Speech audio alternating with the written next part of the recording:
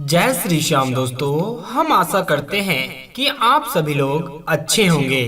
कुछ लोग ये कहते हैं कि सीता रावण की पुत्री है। अब सीता का रावण से क्या संबंध है, ये उनकी बेटी कैसे है, ये भी हम आपको स्पष्ट कराते हैं। ऐसा विद्वान लोग कहते हैं। ये बात कहाँ लिखी है ये हम नहीं जानते हैं, पर महाराज जी श्री अनुरुद्धाचार्य जी के मुख से हमने सुनी है, तो हम भी आपको सुना रहे हैं। देखिए, सीता की असली चर्चा तो यही है कि माता सीता पृथ्वी से उत्पन्न हुई हैं। पर कुछ लोगों का ये भी मानना है कि सीता रावण की बेटी है। अच्छा, रावण की बेटी किस आधार पर कहते हैं वो भी हम आपको स्पष्ट कराते हैं। कथा कुछ इस प्रकार है कि एक बार रावण संतों से खून लेकर के, रावण संतों से टैक्स किस चीज का लेता था ये आप जानते हैं? वो उनके खून का टैक्स लेता था। चलो, टैक्स में तुम अपना खून दो। रावण को खून दिया करते थे, यानी अपने रक्त का दान दिया करते थे, सारे ब्राह्मणों का, संतों का। अच्छा, रावण संतों को बड़ा सताता था, सारा रक्त उनका लेता था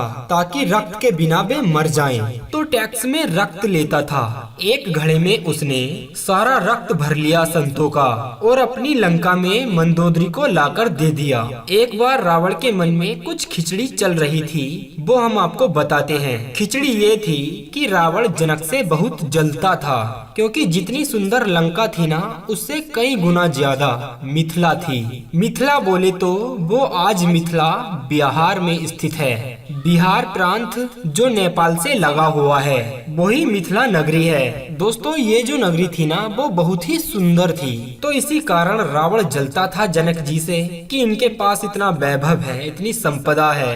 तो रावण ने सोचा कि संतों का रक्त इनकी जमीन में दाब दूंगा, और जहाँ संतों का रक्त होता है ना, वहाँ कभी बारिश नहीं होती, और जब बारिश नहीं होगी तो वहाँ सूखा पड़ जाएगा। फिर उसे संत और प्रजा श्राप दे करके नष्ट कर डालेगी।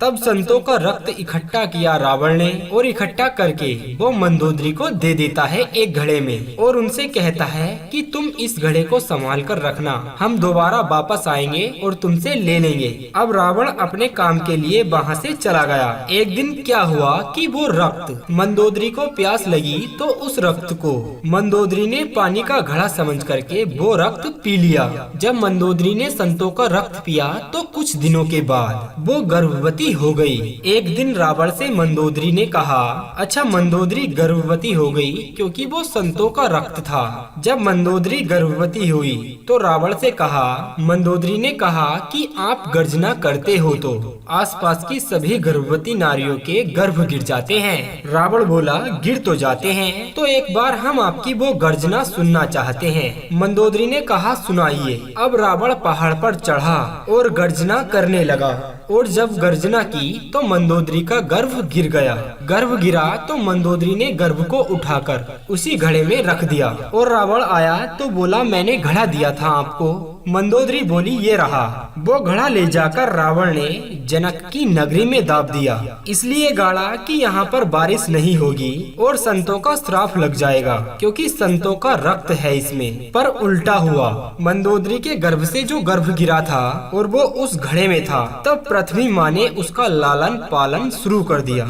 और समय जब हुआ तो राजा जनक को स्वप्न आया, और जनक जी ने जब सोने के हल से खोदा तब वहाँ पर एक कन्या उत्पन्न हुई, और वही सीता थी, क्योंकि वो मंदोदरी के गर्भ से निकली थी। इसीलिए कहा जा सकता है कि ये रावण की बेटी है। दोस्तों, इसके पुख्ता सबूत तो नहीं है कहीं पर भी, ये बात केवल मनमुखी सुनी है हमने संतों के मुख से, और यही हमने आपको बताई है। रावण एक महान व्यक्ति था और वो सब कुछ जानता भी था, और वो जान गया कि ये मेरी बेटी है। देखिए दोस्तों, इस हिसाब से तो रावण सीता का पिता हुआ। अच्छा, यहाँ पर आप देखेंगे जब सीता का स्वयंवर होता है ना, तो रावण भी उस स्वयंवर में आया था। इस अध्याय में गोस्वामी तुलसीदास जी ने साफ साफ लिखा है कि रावण ने उस धनुष को टच भी नहीं किया था, अर्थात रावण सीता से विवाह करने नहीं आया था। ये गोस्वामी तुलसीदास जी ने अपनी चौपाई में लिखा भी है कि रावण ने धनुष को छुआ भी नहीं था।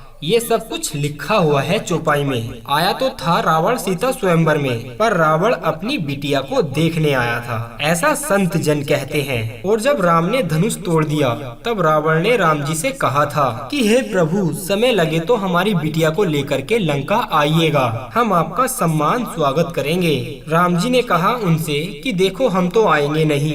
फिर रावण ने उनसे कहा तो मत आइएगा, हम अपने तरीके से बुला लेंगे आपको। तो इसीलिए दोस्तों रावण ने सीता माता को चुराया था। इसलिए चुराया था कि रावण उनके हाथों अपना कल्याण करना चाहता था। उम्मीद करते हैं जानकारी आपको काफी पसंद आई होगी। अगर आप इस वीडियो का अगला पार्ट देखना चाहते हैं तो कमेंट में पार्ट 2 जरूर लिखें। बस वीडियो के अंत में इतना ही कहना चाहेंगे कि हारे का सहारा बाबा श्याम हमारा।